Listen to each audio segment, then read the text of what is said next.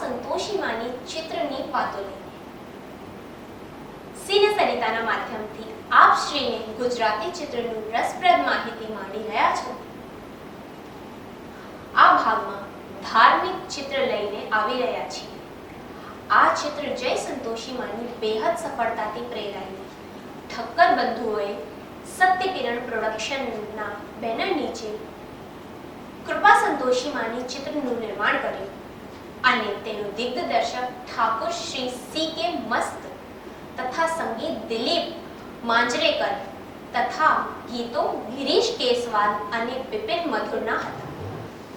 આ ચિત્રના કલાકારોમાં સંતોષી માની ભૂમિકા જયશ્રી ગડકરે ભજવી હતી અને ઓલિયા બાવાના રૂપમાં મનહર દેસાઈ અદ્ભુત અભિનય આપ્યો હતો।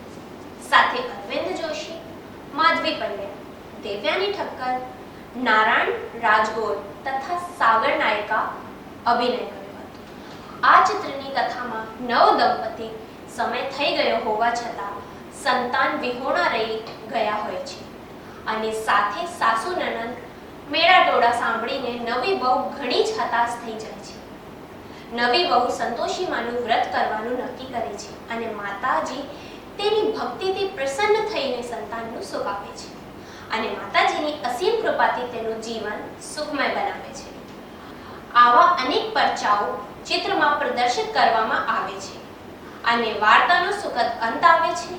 આ ચિત્રમાં માતાની આરતી સુંદર નિરૂપણ કરવામાં આવે છે। સિને સરિતાના પ્રાયોજક છે Ruku herbal products, gold hair oil અને diamond massage oil.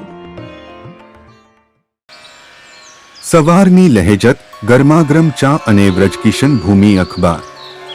વ્રજકિશન Bhoomi cine સરિતાના મીડિયા પાર્ટનર। આ હતી કૃપા સંતોષી માની ફિલ્મની વાતો।